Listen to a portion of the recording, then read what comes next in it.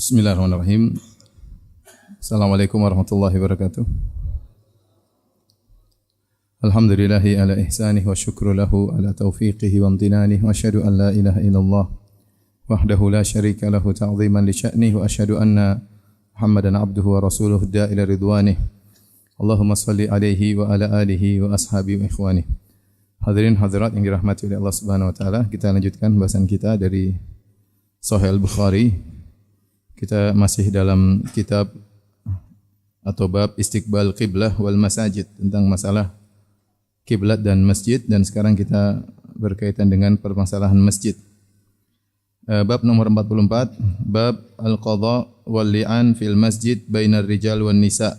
Bab tentang memberikan hukum qadha, yaitu ada keputusan hukum, dan li'an, li'an saling melaknat antara suami dan istri di masjid, ya, antara lelaki dan wanita, ya. Kemudian Imam Al-Bukhari membawakan hadisnya. Qala haddatsana Yahya qala akhbarana Abdul Razzaq qala akhbarana Ibnu Jurayj qala akhbarani Ibnu Syihab an Sahal bin Sa'ad anna rajulan qala, dari Sahal bin Sa'ad radhiyallahu taala anhu, ada seorang lelaki berkata kepada Nabi sallallahu alaihi wasallam, "Ya Rasulullah, ara'aita rajulan wajada ma'amra'atihi rajulan ayaqtuluhu?" Ya Rasulullah, bagaimana menurut Anda jika seorang laki mendapati ternyata istrinya berzina dengan lelaki lain? Tangkap basah. Ayaqtuluhu, maka bolehkah dia bunuh lelaki tersebut? Bolehkah dia bunuh lelaki tersebut? Fatala ana fil masjid wa ana syahid. Maka akhirnya dia dan istrinya melakukan mula'anah atau li'an di masjid, sementara saya menyaksikan hal tersebut, ya. Saya menyaksikan hal tersebut. Hadirin hadirat Allah Subhanahu wa taala, tentunya akan ada pembahasan secara khusus tentang sebab-sebab berpisahnya seorang wanita dengan suaminya, seperti ada namanya khulu, ada namanya talak, ada namanya fasakh, dan ada namanya juga misalnya li'an. Ya, li'an yaitu saling melaknat, dari la'ana yula'inu, mula'anah atau li'an, ya. Yaitu jika seorang laki mendapati istrinya berzina dengan laki-laki lain dan dia yakin akan hal tersebut, ya. Tetapi dia tidak punya saksi, karena Allah mempersyaratkan kalau seorang menuduh orang lain berzina, dia harus mendatangkan empat saksi. Kalau dia tidak mendapatkan mendatangkan empat saksi, maka dia harus dicambuk. Sebagaimana firman Allah Subhanahu wa taala, "Walladzina yarmunal muhsanati tsumma lam ya'tu bi arba'ati syuhada fajliduhum tsamanina jaldah." Dan orang-orang yang menuduh wanita baik-baik dengan berzina, kemudian dia tidak mendatangkan atau mereka tidak mendatangkan empat saksi, maka cambuklah 80 kali. Cambuklah 80 kali. Sekarang kasus seorang lelaki mendapati istrinya berzina dengan lelaki lain. Saksinya cuma dia sendiri. Kalau dia lapor, maka dia tidak mendatangkan 4 saksi, maka dia akan dicambuk 80 kali. Tapi kalau dia tidak lapor, dia ingin pisah dari wanita ini. Apa sebab dia ingin berpisah? Dia tidak ingin, ya, tempat tidurnya terkotori, air maninya tercampuri dengan air mani lelaki lain. Masalahnya nanti kalau punya anak repot, nasabnya kemana, ya. Ini terjadi di zaman Nabi sallallahu alaihi wasallam. Maka lelaki datang, sebut dalam riwayat namanya Hilal bin Umayyah radhiyallahu taala anhu. Dia salah seorang dari wa ala thalathati alladziina khulifu, termasuk 3 orang yang tidak ikut perang Tabuk, yang kemudian diboikot oleh Nabi dan para sahabatnya, selain Ka'ab bin Malik, satunya namanya Hilal bin Umayyah radhiyallahu anhu, dan dia adalah seorang yang mulia, ya. Dia dapati istrinya kemudian sedang berzina dengan lelaki lain, maka dia lapor kepada Nabi sallallahu alaihi wasallam. Maka Nabi bilang, "Mana saksinya? Kalau enggak ada saksi, maka kau akan ditegakkan hukum had." Jadi dalam Islam untuk menegakkan hukum had orang berzina tidak gampang, harus punya 4 saksi. Dia bilang, "Ya Rasulullah, saya benar ya Rasulullah." "Iya, kau benar, tapi aturannya harus ada 4 saksi." Repot. Bingung. Kalau enggak, kau akan dicambuk. Dia bilang, "Allah tahu saya benar." "Iya, benar, tapi mana buktinya?" Akhirnya dia bilang, "Saya tidak akan dicambuk, saya tidak akan ditegakkan hukum had." Maka Allah turunkan ayatnya dalam surat An-Nur yang berkaitan dengan mula'anah, yaitu surat An-Nur ayat 6 dan seterusnya. Kata Allah Subhanahu wa taala, "Walladzina yarmuna azwajahum wa lam yakul lahum syuhada'u illa anfusuhum fa syahadatu ahadihim arba'u syahadatin billahi innahu laminas shadiqin." Kata Allah, dan para suami yang menuduh istri mereka melakukan perzinahan, kemudian mereka tidak punya saksi kecuali diri mereka sendiri. Maka persaksiannya adalah caranya bagaimana? Dengan 4 kali saksi. Demi Allah, aku melihat dia berzina. Demi Allah, aku melihat dia berzina 4 kali. Demi Allah, aku melihat dia berzina dan aku benar-benar jujur. Wal khamisatu anna la'natallahi alaihi in kana minal kadhibin. Bersumpah 4 kali. Demi Allah saya lihat dia berzina. Demi Allah, demi Allah, demi Allah. Terakhir, yang kelima, ya, bahwasanya saya terlaknat oleh Allah kalau saya bohong. Kemudian sang wanita apa yang dilakukan? Kata Allah Subhanahu wa taala, "Wa yadra'u anhal adzaba an tashhada arba'a syahadatin billahi innahu laminal kadzibin wal khamisata anna ghadaballahi 'alaiha in kana minas shadiqin."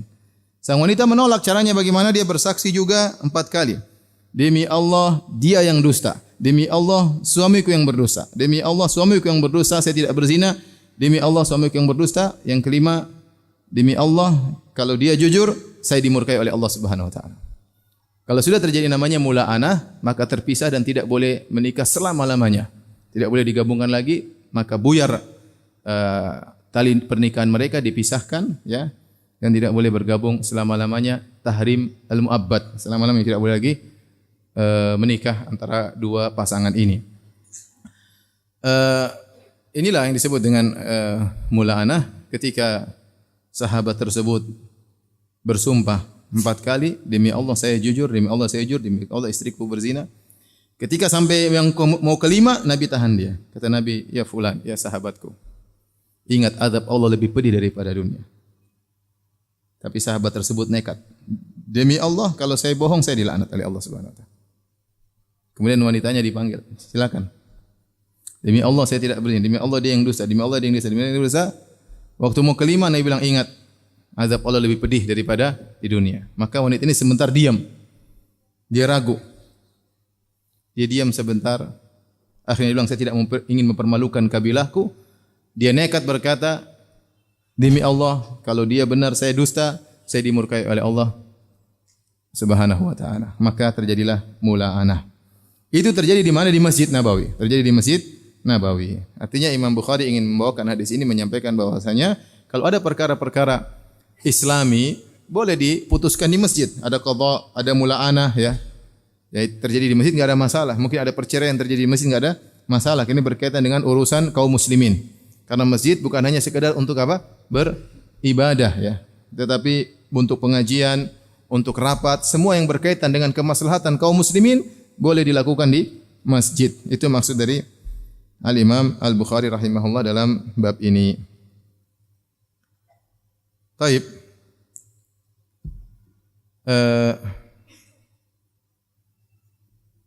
Kalau wanita mendapati suaminya berzina, ketangkap basah. Dia lapor kepada hakim. Boleh enggak melakukan mula'anah? Hah? Boleh enggak? Nanti dibahas saja belakangan nanti. Baik. Bab berikutnya bab nomor 45, babun idza dakhala baitan yusalli haitsu syaa aw haitsu umira wa la yatajassas. Kata Nabi sallallahu alaihi wasallam, jika seorang masuk ke rumah orang lain dan dia hendak salat, maka hendaknya dia salat di mana dia kehendaki, ataukah dia salat sesuai dengan yang diperintahkan oleh pemilik rumah. Wa la yatajassas, dan jangan dia cek sana cek sini. Maksudnya apa? Jika seorang main ke rumah orang lain, bertamu di rumah orang lain, kemudian pemilik rumah mengatakan silakan salat, maka apakah dia salat terserah di mana saja di areal rumah tersebut, ataukah dia salat hanya daerah yang diperintahkan oleh lokasi yang diperintahkan oleh pemilik rumah? Wala yatajassas, dan jangan dia cek-cek sendiri, ya. Misalnya ada orang tamu ke rumah saya, kemudian waktunya salat, kemudian saya bilang silakan salat.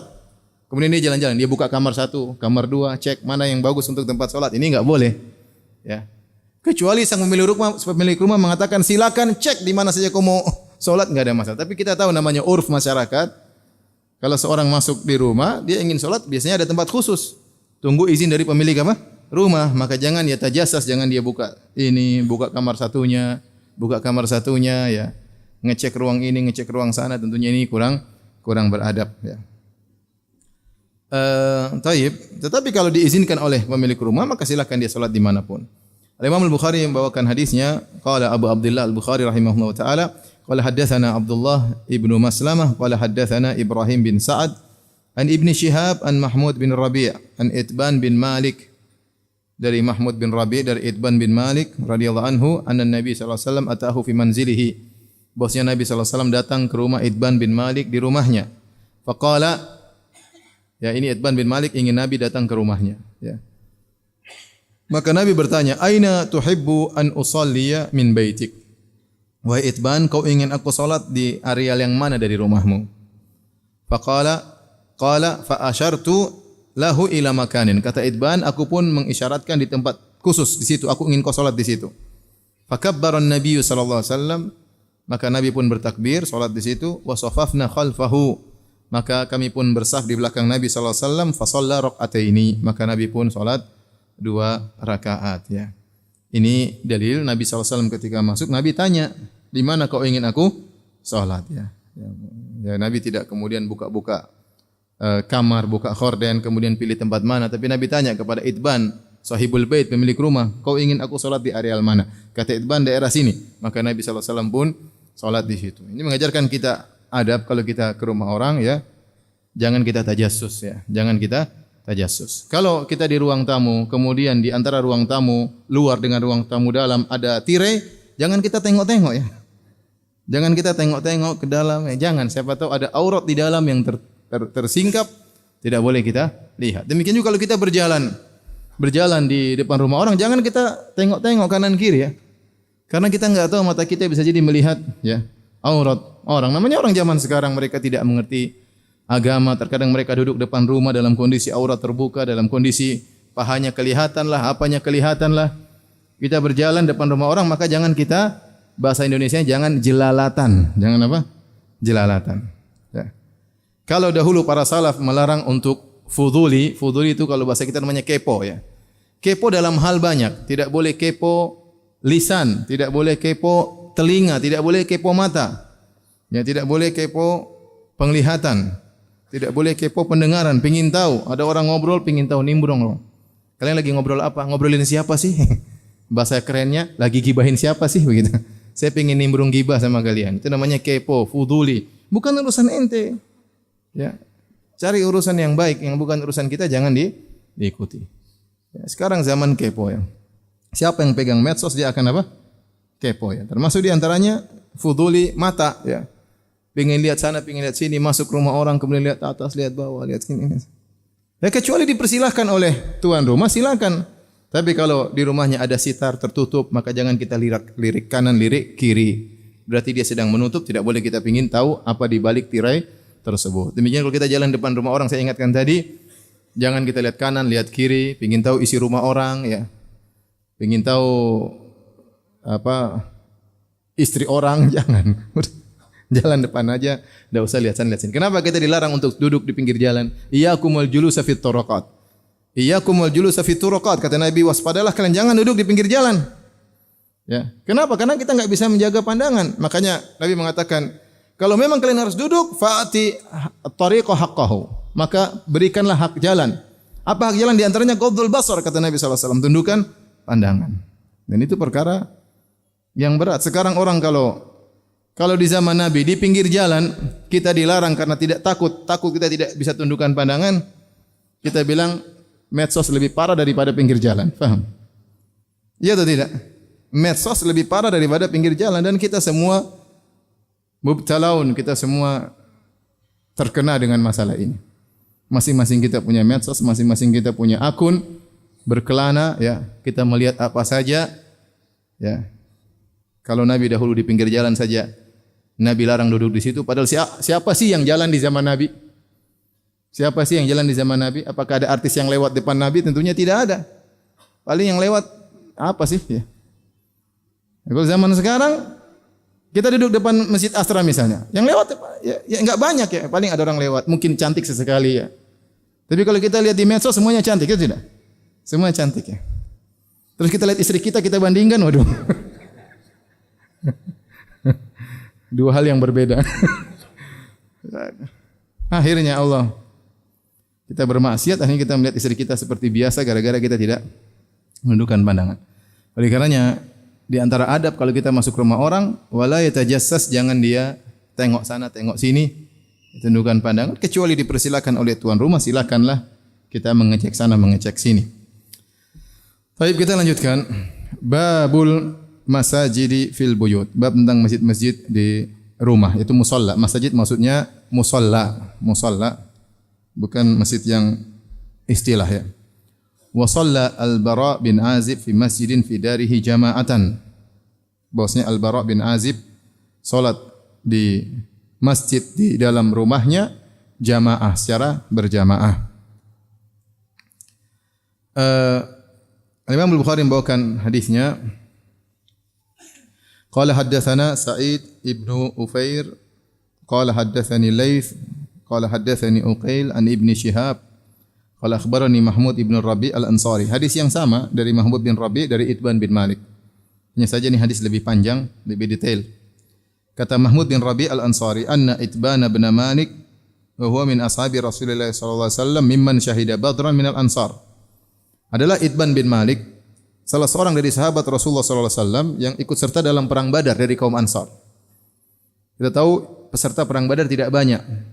Sekitar 317 orang, tidak banyak. Ya, karena waktu itu Nabi sallallahu alaihi wasallam tujuannya bukan berperang, tapi Nabi sallallahu alaihi wasallam tujuannya hanya ingin menghadang kafilah dagangnya Abu Sufyan untuk merampas hartanya. Ya, karena kaum muslimin sudah dirampas hartanya oleh orang-orang kafir Quraisy. Maka Nabi ingin menghadang, ingin balas dendam, mengambil harta mereka yang dirampas oleh orang-orang Quraisy. Maka dan pasukan Abu Sufyan tidak banyak, yang menjaga kafilah dagang tidak banyak. Mungkin puluhan orang aja. Maka Nabi SAW siapkan pasukan tidak banyak. Cuma 300 sekian untuk menghadapi puluhan orang-orang Quraisy. Sehingga sebagian sahabat minta izin untuk ikut. Kata Nabi, barang siapa yang kudanya siap, ontanya siap ikut. Kalau enggak usah. Musuh cuma sedikit, cuma puluhan. Sementara kita 315 cukup. Sehingga yang ikut serta tidak banyak. Persiapan juga terbatas, persenjataan terbatas. Ternyata Abu Sufyan dapat kabar, sehingga dia pun kabur, berhasil lolos. Kemudian dia minta tolong kepada Abu Jahal. Akhirnya Abu Jahal datang dengan 1000 pasukan. Dengan persenjataan lengkap. Untuk berhadapan dengan kaum muslimin yang jumlahnya 315 orang. Oleh karenanya peperangan tersebut peperangan yang berbeda daripada yang lainnya. Ya, Allah menamakan perang Badar dengan Yaumul Furqan, ya. Yaumul Taqal Jam'an. Hari pembeda, hari di mana bertemu dua pasukan, ya. Oleh karenanya semua yang ikut peserta dalam perang Badar memiliki manzilah yang tinggi di sisi Allah Subhanahu wa taala. Badriyun, para peserta perang Badar.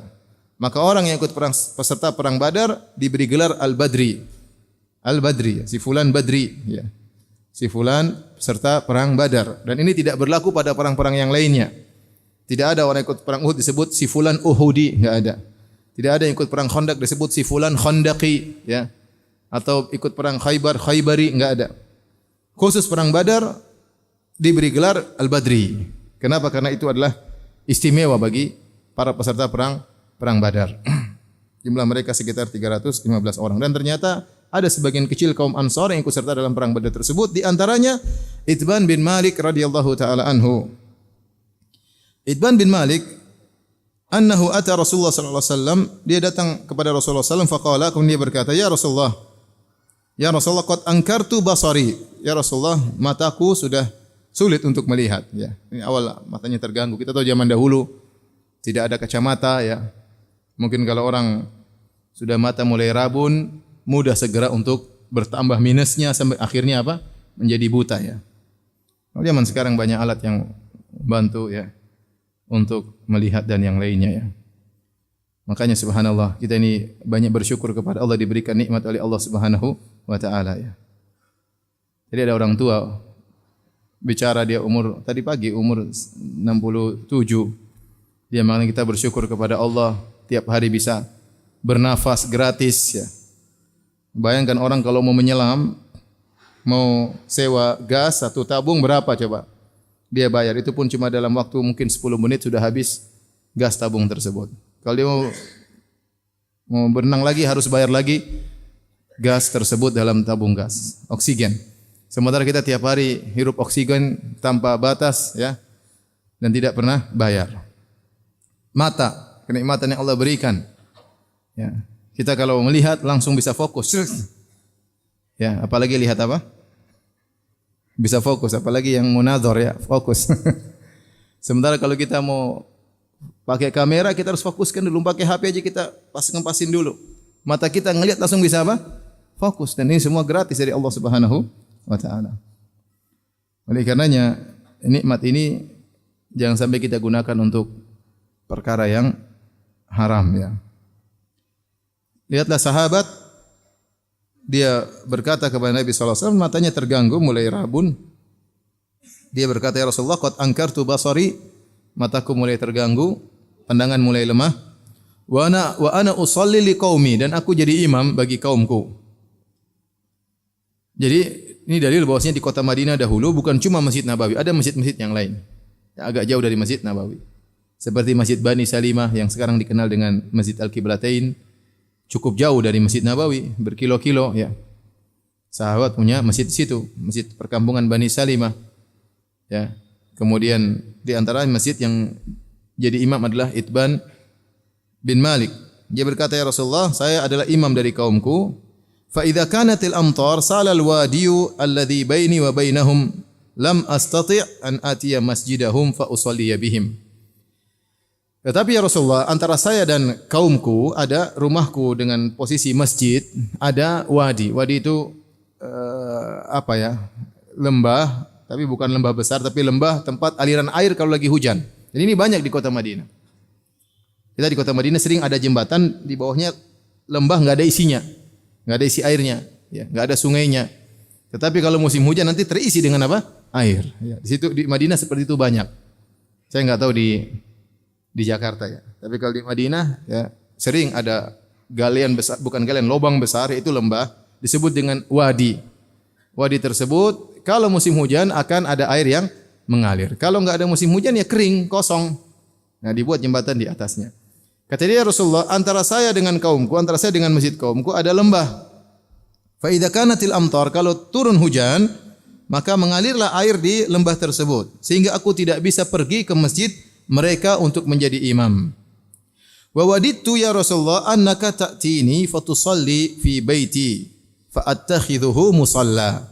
Maka aku ingin engkau ya Rasulullah datang ke rumahku agar kau salat di rumahku, kemudian aku menjadikan bekas salatmu tersebut sebagai tempat salatku secara khusus. Kalau aku tidak bisa jadi imam. Ini dalil bahwasanya boleh seorang membuat musalla di rumahnya. Ya, ruangan khusus untuk dia apa? Salat. Salat di situ.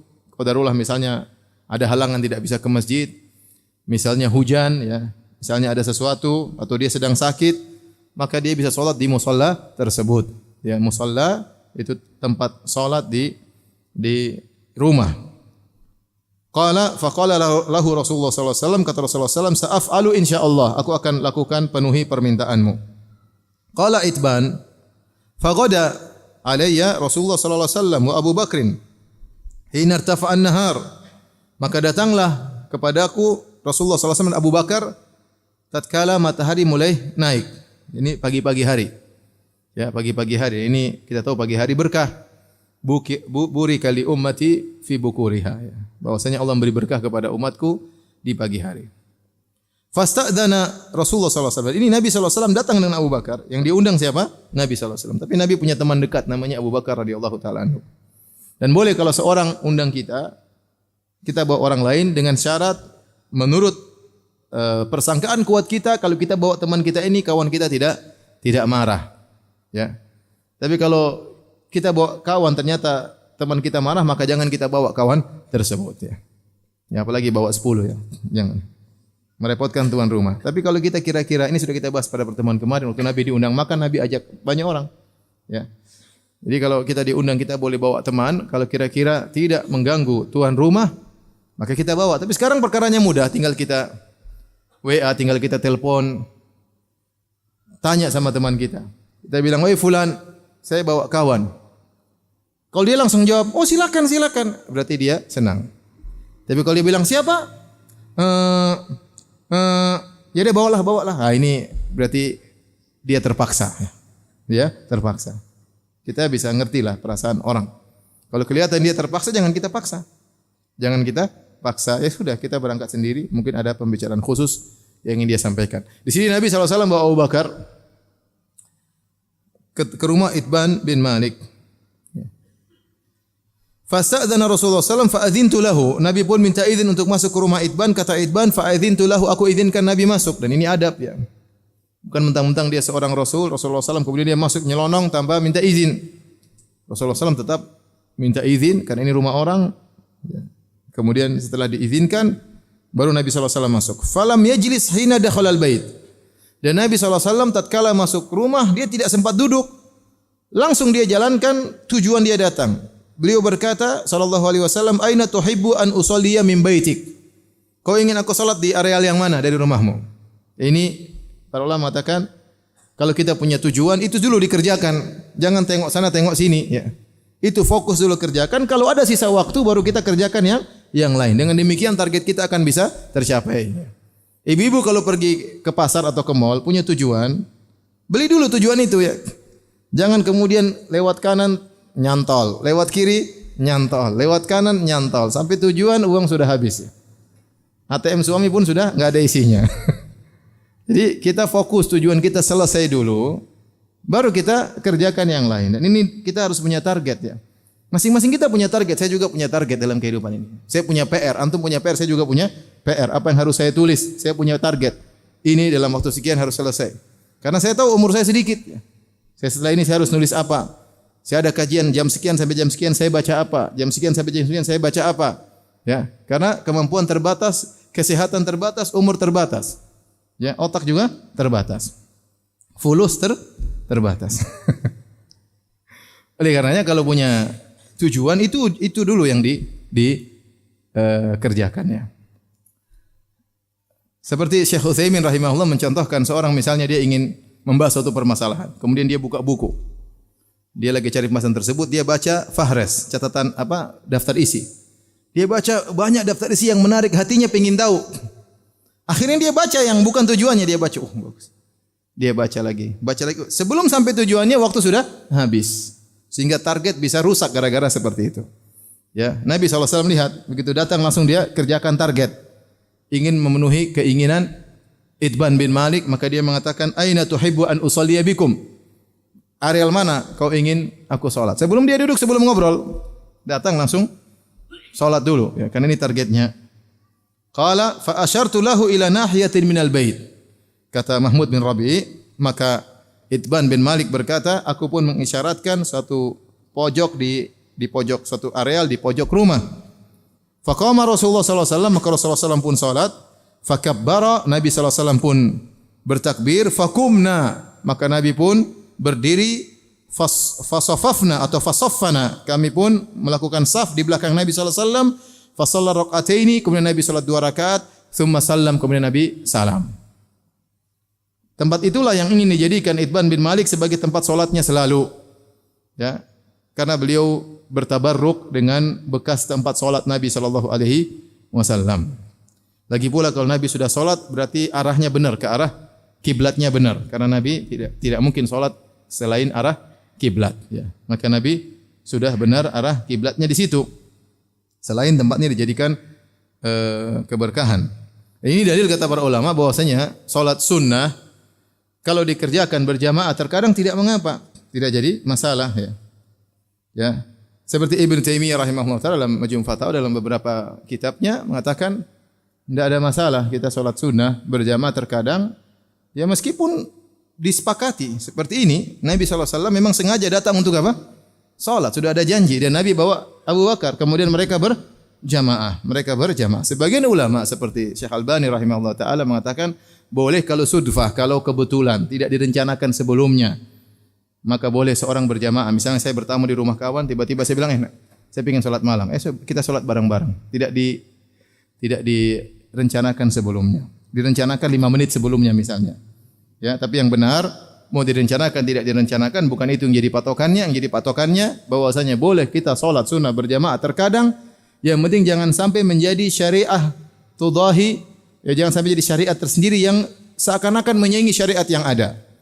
Contoh, bolehkah kita salat qiyamul lail terkadang di masjid meskipun kita sepakat kumpul? Sesekali boleh. Tetapi kalau sudah menjadi suatu rutinitas seakan-akan seperti salat tarawih maka tidak boleh. Tapi kalau sesekali maka tidak mengapa. Bolehkah sesekali kita salat duha berjamaah? Sesekali boleh-boleh saja. Sesekali boleh-boleh saja. Ini Nabi SAW salat di waktu mana? Waktu duha. Itu tidak. Nabi SAW salat di waktu duha. Ya. Tidak ada masalah. Karena datang dalam banyak hadis Rasulullah SAW salat malam bersama sebagian sahabat di luar bulan Ramadan. Rasulullah SAW pernah salat bersama Hudzaifah. Rasulullah SAW pernah salat bersama Jabir bin Abdullah dan sahabat-sahabat yang lain. Di antaranya Rasulullah SAW pernah salat di waktu duha bersama Abu Bakar dan Itban. Thumma sallam. Kemudian Nabi SAW salam. Qala uhabasnahu ala khaziratin sana'naha lahu. Setelah itu Nabi SAW tidak langsung pulang. Nabi ditahan oleh Itban bin Malik. Kenapa? Itban bin Malik sudah buatkan makanan buat Nabi SAW untuk menjamu Nabi SAW. Makanan tersebut disebut dengan khazirah. Khazirah kata para ulama adalah daging yang dipotong kecil-kecil, kemudian dicampur dengan air, dicampur dengan daqiq, dengan tepung. Kalau istilah kita zaman sekarang disebut dengan syurbah. Kalau antum ke Madinah, antum minta syurbah. Atau antum ke restoran Arab minta syurbah. Syurbah itu ya semacam bubur tapi ada apa? Dagingnya tidak terlalu kental, bisa dimakan. Tapi tidak sampai pada derajat bubur ya. Antara bubur dengan kuah ya. Namanya syurbah. Jadi bisa dimakan. Dicampur dengan potongan-potongan daging.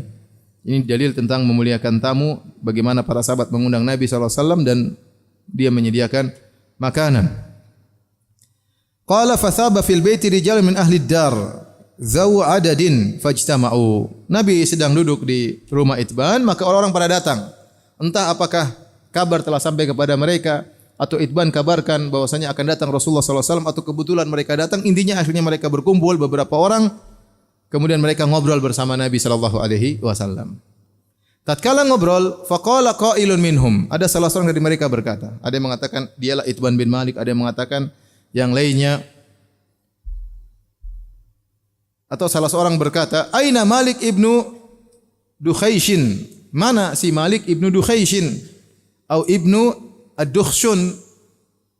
Perawi ragu tentang namanya. Apakah Malik ibnu Dukhaishin atau Malik ibnu Dukhshun? Dukhaishin ala isim tasghir atau Dukhshun mukabbar ya. Faqala ba'dhum, ada yang menjawab, dzalika munafiqun la yuhibbullaha wa rasulahu. Malik bin Dukhaishin adalah munafik. Dia tidak cinta kepada Allah dan Rasulnya. Ngobrol di antara Nabi dan para sahabatnya. Ini sedang gibah atau tidak? Sedang gibah. Kata para ulama, gibah di hadapan pemimpin kalau ada masalah tidak jadi masalah. Ya, ada seorang dikhawatirkan melakukan kerusakan atau mengganggu ketentraman atau menyebarkan kesesatan, maka jadi pembicaraan untuk mencari solusi enggak ada masalah. Ya. Ini mereka gibah di hadapan Nabi SAW, kumpul bicara tentang seseorang. Seorang berkata, dia munafik, tidak cinta kepada Rasulnya. Faqala Rasulullah SAW menegur. Kata Rasulullah SAW, la taqul dzalik, jangan kau berkata demikian. Ala tarahu qad qala la ilaha illallah yuridu bidzalika wajh Allah? Tidakkah kau lihat dia Ibnu Dukhshun ini mengucapkan la ilaha illallah dan dia mengucapkan kalimat tersebut karena berharap wajah Allah itu ikhlas? Nabi bertanya, Nabi tidak kasih statement tapi Nabi tanya. Kenapa kau celah dia? Bukankah dia mengucapkan la ilaha illallah? Bukankah dia mengucapkannya karena ikhlas kepada Allah? Qala Allahu wa rasuluhu a'lam. Orang yang menuduh tadi mengatakan Allahu a'lam. Artinya berarti Nabi bertanya, bukan kasih statement. Kalau Nabi kasih statement dia tidak mungkin menentang. Makanya dia menjawab Allahu wa rasuluhu a'lam, Allah Rasulnya lebih mengetahui. Qala fa inna nara wajhahu wa nasihatahu ilal munafiqin. Maka dia membantah lagi. Dia berkata, ya Rasulullah, kami lihat arahnya dia itu ke arah orang-orang munafik. Nasihatnya dia kepada orang munafik. Artinya dia ingin kebaikan bagi orang-orang munafik. Selalu punya hubungan dengan orang-orang munafik. Ini bahaya, makanya perlu dibicarakan di hadapan Nabi SAW.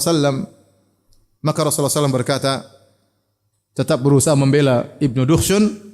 Fa inna Allah qad harrama 'alan nari man qala la ilaha illallah yabtaghi bidzalika wajh Allah.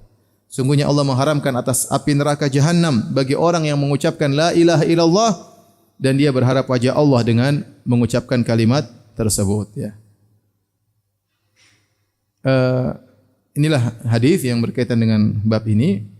Ini di akhir hadis Nabi SAW mengatakan suatu hadis yang sangat agung yang dinukil oleh Syekh Muhammad bin Wahab rahimahullah, ya, bahwasanya fa inna Allah harrama 'alan nari man qala la ilaha illallah yabtaghi bidzalika wajha Allah. Sungguhnya Allah mengharamkan kepada neraka jahanam orang yang mengucapkan la ilaha illallah yang mengharapkan wajah Allah. Jadi dalil bahwasanya mengucapkan la ilaha illallah harus ikhlas kepada Allah Subhanahu wa taala. Betapa banyak orang yang mengucapkan la ilaha illallah namun dia tidak paham dan dia tidak ikhlas.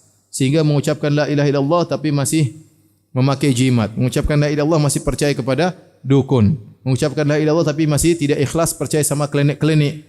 Ya, mengucapkan la ilaha illallah tetapi masih minta kepada penghuni kubur. Dan masih banyak orang yang seperti demikian dari saudara-saudara kita yang tidak paham tentang la ilaha illallah.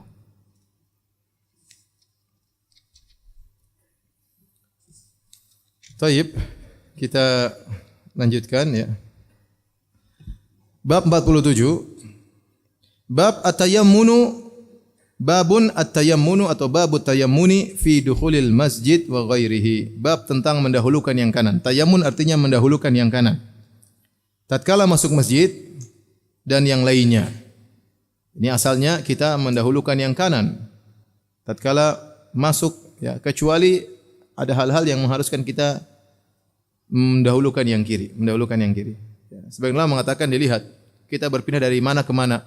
Kalau kita berpindah dari satu kondisi dari yang rendah ke yang lebih tinggi dari sisi kemuliaan tempat tersebut, maka kita mendahulukan kanan. Contohnya dari keluar rumah masuk masjid. Rumah atau luar masjid dengan masjid mana yang lebih utama? Dalam masjid tentunya. Maka kita menggunakan kaki kanan.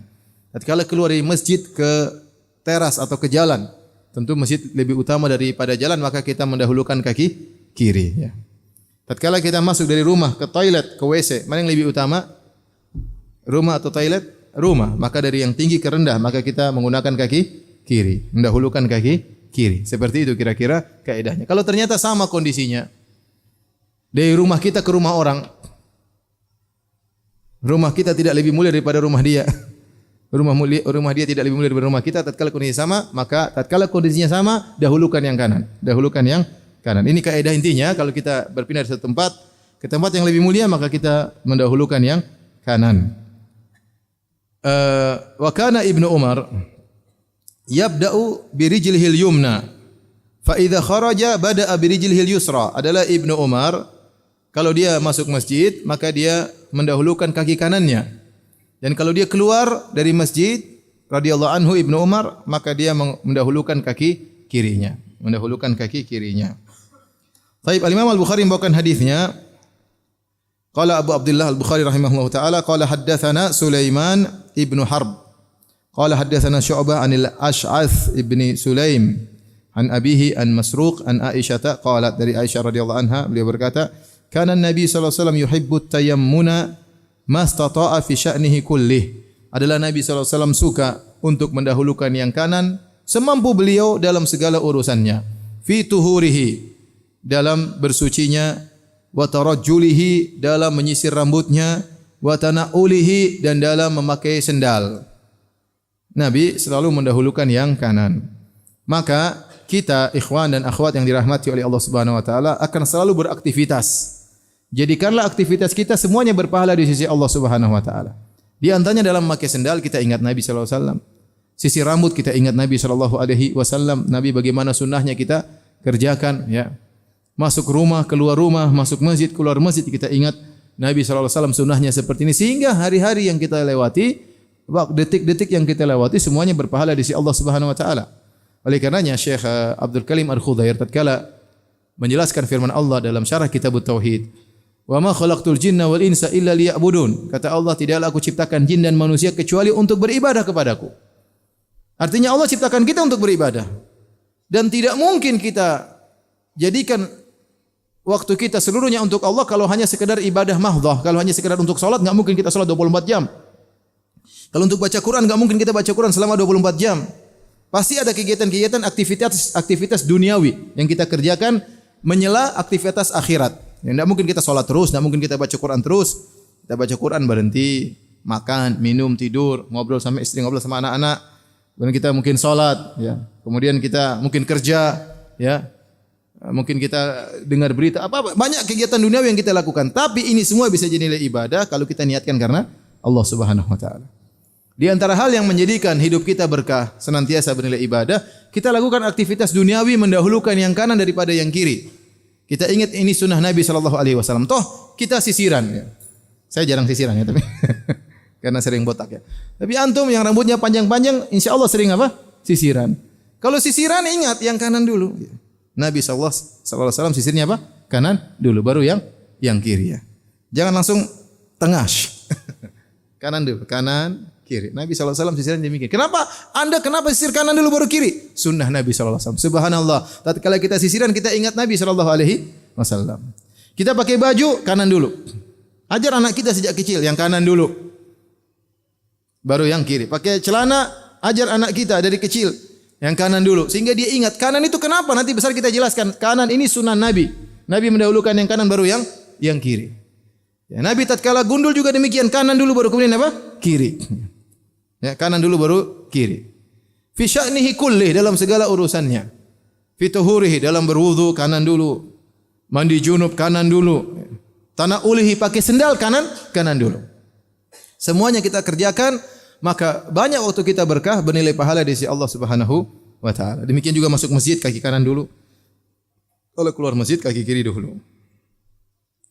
Dalam Al-Imam Ibnu Hajar rahimahullah taala ya menjelaskan tentang hadis atau riwayat Ibnu Umar ya. Dalam riwayat Al-Hakim dari jalan Muawiyah bin Qurrah dari Anas radhiyallahu anhu annahu kana yaqul, ada hadis lain selain Ibnu Umar dari Anas bin Malik radhiyallahu anhu, Anas berkata minas sunnah, termasuk sunnah Nabi sallallahu alaihi wasallam, idza dakhaltal masjid an tabda'a bi rijlikal yumna, kalau kau masuk masjid maka kau dahulukan kaki kananmu. Wa idza kharajta, kalau kau keluar an tabda'a bi rijlika al yusra, kalau kau keluar kau dahulukan kaki kirimu. Sekarang praktiknya gimana ikhwan? Antum kan taruh sendal di luar. Taruh sendal di luar. Terus kalau antum mau keluar dari masjid, mana dulu? Kanan apa kiri? Kiri. Tapi sunnahnya kita kalau pakai sendal kanan dulu. Gimana caranya? Hah? Kaki kiri dulu, injak sendal kiri. Baru kaki kanan masukkan ke sendal kanan, baru kita masuk sendal kiri. Ustaz, ada gerakan tambahan? Iya, karena Allah Subhanahu wa taala. Enggak ada masalah. Enggak ada masalah. Sunnahnya kalau kita lepas sendal, kiri dulu. Kiri dulu, baru kemudian kaki kanan. Kalau pakai sendal, sunnahnya kaki kanan dulu, baru kaki kiri. Kalau lepas sendal, sunnahnya kiri dulu, baru kaki kanan. Ini juga terkadang orang tidak perhatikan. Kebanyakan orang pakai sendal dia kanan dulu, buka sendal kanan juga di luar yang dibuka. Tapi antum kalau latihan lama-lama biasa. Subhanallah. Dulu saya pertama kali menjalankan sunnah ini saya juga susah ya. Pakai sendal kanan, lepas kanan juga dulu. Tapi lama-lama sudah biasa, setiap kita buka sendal, ingat ini sunnah Nabi sallallahu alaihi wasallam. Berpahala. Daripada mikirin Sunda Empire, kita ingat sunnah Nabi sallallahu alaihi wasallam. Dapat pahala ya. Sehingga waktu kita banyak berkah, pakai baju dapat pahala kanan dulu, pakai sendal kanan dulu ya, dan seterusnya.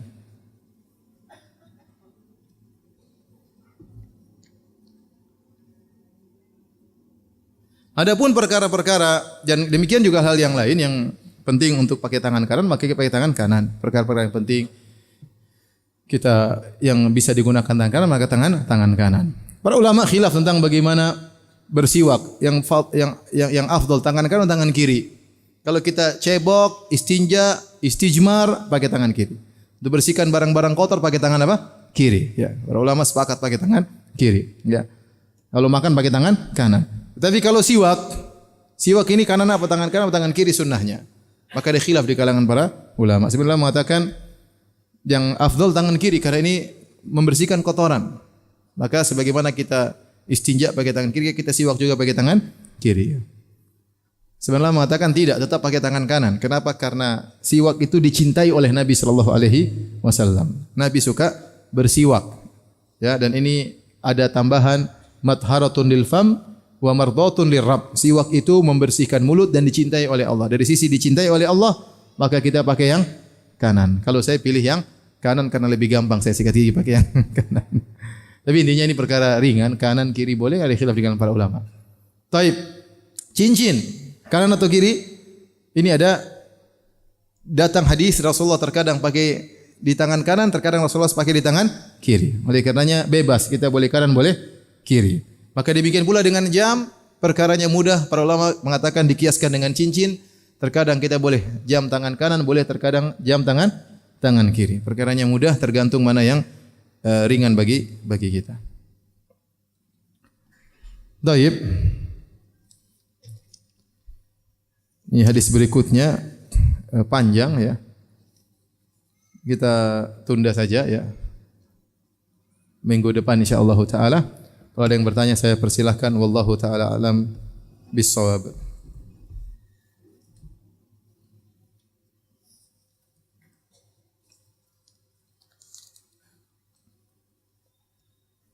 Ustaz, anak ingin bertanya, calon wali pasangan anak ingin khitbah dengan cara anak membawa cincin dengan dasar agar ada ikatan dan merasa terikat satu sama lain. Apa yang harus anak lakukan, Ustaz?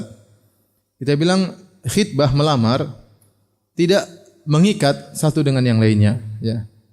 Dan ini adalah kebiasaan orang-orang kafir, ya.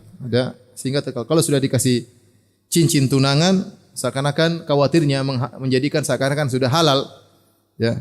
Nah, ini sudah saya booking ya, selesai ya. Seakan-akan sudah halal sehingga kemudian pacaran mau apa kemana-mana sudah pakai cincin tunangan. Makanya perlu mengatakan ini kebiasaan orang kafir. Kita tidak perlu demikian. Bilang cincin nanti pas kawin. Itu cincin simpan aja, nanti pas kawin pasang ya. Kalau perlu 5 juga saya setuju, bilang enggak ada masalah. Tapi kalau masih tunangan tidak perlu karena itu kebiasaan orang-orang non-muslim. Kita bilang ya enggak, insyaallah kita ingin berkah. Kita ingin proses pernikahan kita dimulai dengan apa? Keberkahan. Adapun dari sejak awal kita menyelisihi kebiasaan kaum muslimin dan menyepakati kebiasaan orang-orang non-muslim, maka kurang berkah. Sampaikan baik-baik saja. Insyaallah kalau sudah bicaraan, sudah proses, sudah ditentukan kapan menikahnya, insyaallah sudah ada ikatan batin. Tidak perlu seperti itu ya. Tidak perlu seperti itu.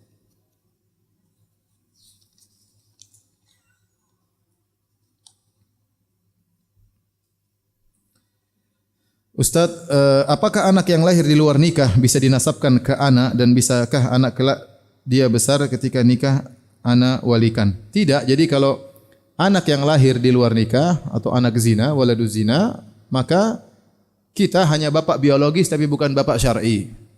Bukan bapak syar'i. Bahkan pendapat yang benar, kita bukan mahramnya.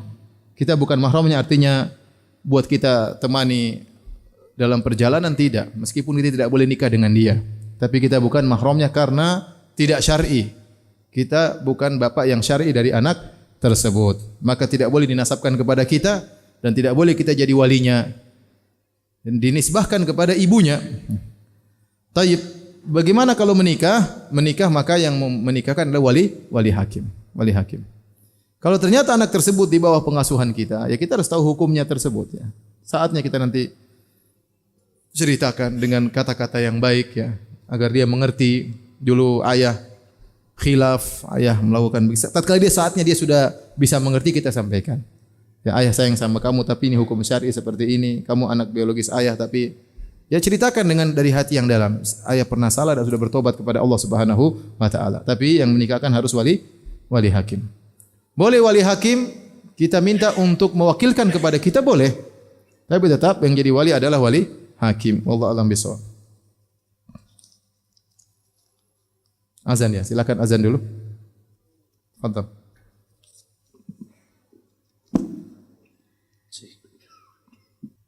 Pertanyaan berikutnya, kita banyak dapati dalam Fathul Bari, Al-Hafidz Ibnu Hajar menukil perkataan atau pendapat para ulama.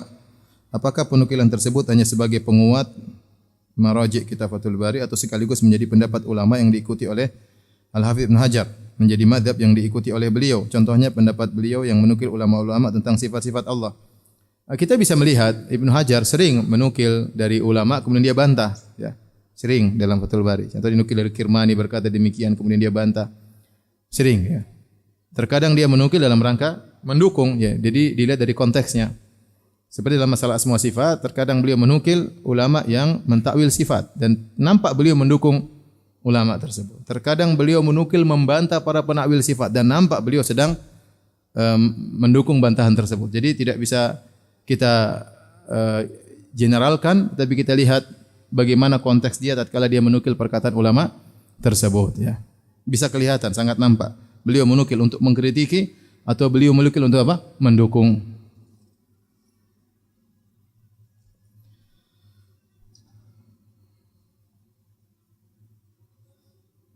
Kami baru saja kehilangan anak kami tercinta. Semoga Allah memberikan rahmatnya. Amin ya rabbal alamin. Dalam kecelakaan beberapa hari yang lalu, anak kami ini masih 11 tahun dan baru kelas 5 SD. Belum balik. Semasa hidup ananda memiliki tabungan yang disimpan uminya.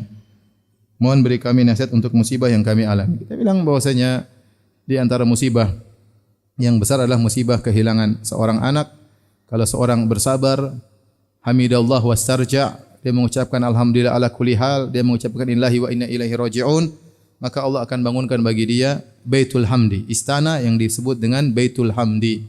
Sehingga datang dalam hadis, Allah bertanya kepada malaikat, ya, mata waladul abdi, tatkala ada seorang hamba anaknya meninggal dunia, maka Allah bertanya kepada malaikat, qabaltum ya walada abdi, apakah kau mengambil nyawa anak dari hambaku, ya? Qabaltum thamarata fuadihi, apakah kalian telah mengambil buah hatinya? Ya. Kemudian Allah bertanya, madza qala abdi, apa yang dikatakan hambaku tatkala kalian mengambil buah hatinya? Kata para malaikat, hamidaka wastarja, dia memuji engkau dan dia mengucapkan innalillahi wa inna ilaihi raji'un. Yaitu sang orang tua berkata innalillahi wa inna ilaihi raji'un, alhamdulillah ala kulli hal. Maka kata Allah Subhanahu wa taala, ubnu li abdi baitan wa sammuhu baital hamdi. Bangunkanlah istana bagi hambaku di surga dan namakan istana tersebut dengan istana pujian. Kenapa? Karena dalam kondisi apapun dia masih memuji Allah Subhanahu wa taala. Kita husnudzon bahwasanya apa yang Allah takdirkan pada anak kita itu yang terbaik buat anak kita dan buat kita. Kita enggak tahu di depan ini banyak sekali fitnah yang luar biasa. Tidak gampang mengurus anak. Dia belum balik meninggal dunia, mudah-mudahan menjadi pemberi syafaat pada hari kiamat kelak dan itu manfaat bagi kita dan dia diselamatkan dari berbagai macam fitnah, ya. Di depan kita banyak fitnah, kita terfitnah, anak kita enggak tahu nanti di masa depan apa yang akan mereka hadapi, ya. Alhamdulillah Allah sudah kasih kita amanah dan kita sudah jalankan amanah dengan baik. Tatkala Allah mengambil amanah tersebut, kita terima. Allah lebih tahu apa yang terbaik buat kita dan buat anak kita. Pertanyaan berikutnya, bagaimana status uang tabungan Ananda? Apa yang harus kami lakukan? Jadi kalau itu memang sudah kita plotkan sebagai harta milik anak kita, maka itu adalah harta yang kita warisi. Tapi kalau itu bukan buat anak kita, hanya sekedar kita simpan, itu harta masih milik kita, berarti bukan harta warisan. Beda ya. Saya simpan tabungan, saya atas namakan anak saya, bikin saya buka rekening misalnya atas nama anak saya simpan. Tapi saya belum niatkan bukan anak saya, tidak. Sekedar ini uang saya, cuma di depan nanti kalau anak saya punya kebutuhan, saya akan pakai dari tabungan ini. Maka dalam kondisi demikian statusnya masih harta kita, ya. Cuma anak kita keduluan meninggal. Tapi beda kalau kita sudah ini memang atas nama anak kita, memang ini milik anak kita, ya. Kalau kita mau ambil harus minta izin, berarti statusnya milik siapa? Anak kita. Kalau itu statusnya sudah milik anak kita, benar-benar berpindah tangan dari kepemilikan kita ke kepemilikan anak kita, maka jadi warisan bagi kita. Maka dilihat siapa ahli warisnya. Kalau anak meninggal berarti ada warisnya bapaknya, ada ahli warisnya apa? Ibunya, ya. Ada ahli warisnya, ya. Mungkin adik perempuannya dan yang lainnya, maka perlu dihitung, ya. Tinggal lihat posisi harta tersebut apakah benar-benar milik anak kita atau milik kita yang kita siapkan untuk anak kita, tentu berbeda. Kalau masih milik kita berarti harta kita. Bagaimana status uang sumbangan dari orang yang takziah? Apakah milik si mayat atau bagaimana? Saya rasa tidak. Orang yang datang memberi bantuan bukan untuk mayat tapi untuk keluarga yang terkena musibah. Maka uang tersebut milik kita sebagai orang tua yang sedang terkena musibah. Mau kita gunakan untuk keperluan kita sehari-hari boleh, mau kita gunakan kita sedekahkan atas nama anak kita juga boleh, terserah. Tapi itu bukan milik anak kita yang meninggal dunia. Karena orang datang tidak mengatakan ini buat anakmu, enggak, ya. Dia buat kita karena kita yang mengalami musibah.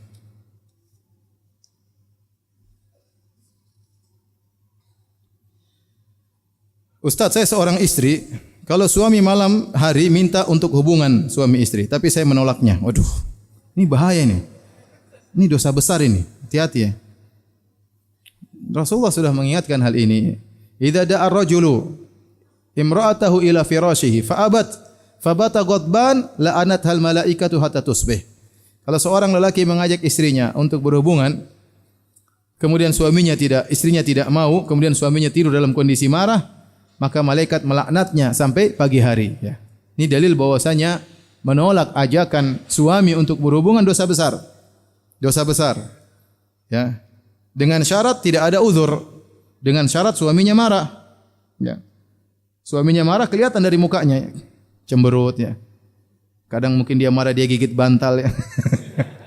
Bantalnya dipeluk keras-keras karena jengkel misalnya. Ya, ini berarti dia marah. Mungkin dia tidak ungkapkan tapi kelihatan orang marah. Dia balik kanan, tidak mau tengok kita, berarti dia sedang marah.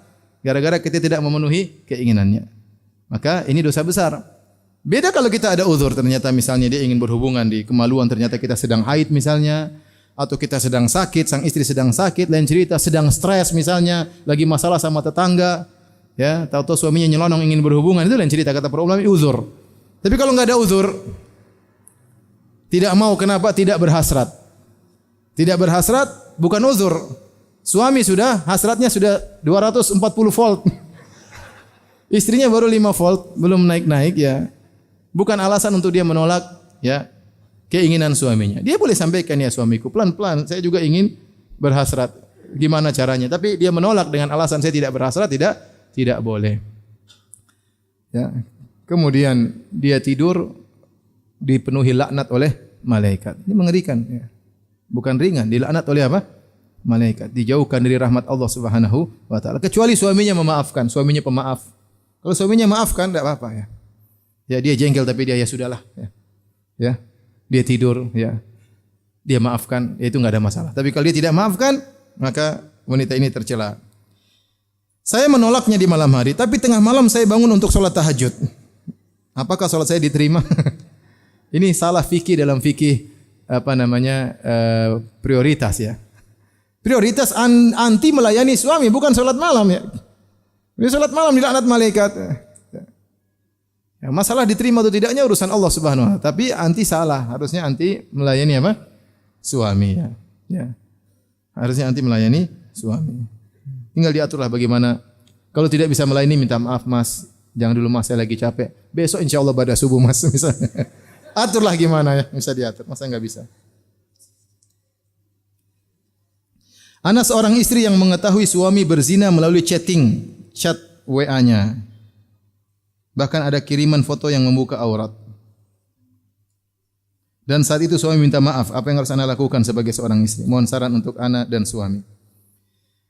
Ingatkan suami ya, bahwasanya segala perbuatan ya mempengaruhi kehidupan kita di kemudian hari, terutama di akhirat kita. Zina bukanlah dosa ringan, dosa besar.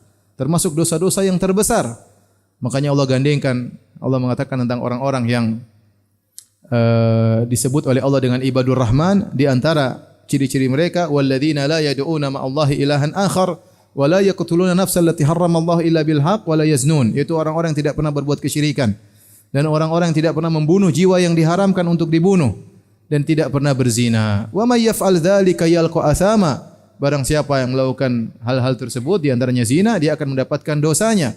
Yudha'af lahul 'adzabu yaumal qiyamah, dan akan dilipat gandakan azab baginya pada hari kiamat. Wa yakhlud fihi muhana, dan dia kekal dalam neraka dalam kondisi yang hina. Illa man taba, kecuali orang yang bertobat. Wa amana, beriman kembali. Wa amila salihan, ya, dan beramal saleh. Maka kalau suami bertobat, buktikan mana amal solehnya. Amal solehnya artinya dia menjauhi hal-hal yang bisa mengantarkan dia kepada zina. Setan sudah tahu titik kelemahannya di situ. Ya. Sampaikan kepada suami, ini berbahaya bukan cuma untuk engkau, untuk anak-anakmu bisa jadi terkena dampak dari perbuatanmu. Ya. Bisa jadi rezeki kita terganggu gara-gara perbuatanmu. Bisa jadi kita dapat musibah di kemudian hari gara-gara perbuatanmu. Ya. Ya. Maka nasihati dengan baik dan saya rasa maafkanlah suami. Maafkanlah suami. Ya, enggak ada masalah misalnya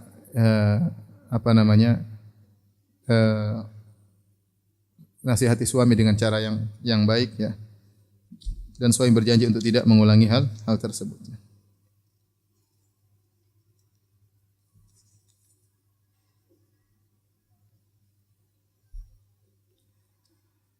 Ini sama pertanyaannya, tolong beri nasihat untuk pasangan yang berselingkuh ya. Subhanallah. Sudah ngaji masih berselingkuh ya. Kita tahu bahwasanya kita lemah ya ikhwan. Masalah masalah syahwat ini bukan perkara ringan. Kata Nabi SAW, "Ma taraktu ba'di fitnatan adharra 'ala rijal minan nisa." Aku tidak pernah meninggalkan fitnah yang paling berat bagi lelaki seperti fitnah wanita. Antum jangan macam-macam dengan fitnah wanita. Jangan pede dengan jenggot ente. Mau jenggot panjang sampai pusar sama saja. Kalau lihat cewek cantik jenggot bergetar ya. Jangan. Kita enggak tahu titik lemah kita kapan. Mungkin antum tidak tergoda dengan wanita A, wanita B, wanita C, antum enggak level. Begitu wanita Z, goyang antum. Setan melemparkan rasa cinta, antum tidak bisa tolak lagi cinta tersebut padahal cinta yang haram. Hati-hati, bisa jadi setan melemparkan rasa cinta pada diri antum untuk mencintai istri orang. Mulailah antum menggoda istri orang. Terjerumus dalam kubangan maksiat satu demi satu tanpa antum sadari. Maka seorang menghindarkan hal itu semua. Jangan buka celah terhadap wanita yang haram baginya. Ya. Kita itu lemah, kita itu lemah terhadap wanita. Ya, kita lihat perempuan cantik kita pasti apa? Tergoda. Meskipun istri kita paling cantik di dunia. Ya. Melihat perempuan cantik kita tergoda juga. Apalagi kalau perempuan tersebut lebih cantik dari istri kita, lebih musibah lagi. Maka seorang tahu diri dia lemah, maka dia cukupkan dengan apa yang Allah halalkan baginya. Berdoa kepada Allah, Allahumma kfini bihalalika an haramik. Ya Allah, cukupkan aku dengan yang halal yang Kau anugerahkan kepadaku dari hal-hal yang haram yang Engkau larang dari. Tapi demikian saja kajian kita. Insyaallah kita lanjutkan Selasa depan. Subhanakallah bihamdik asyhadu an la ilaha illa anta astaghfiruka wa atubu ilaik. Assalamualaikum warahmatullahi wabarakatuh.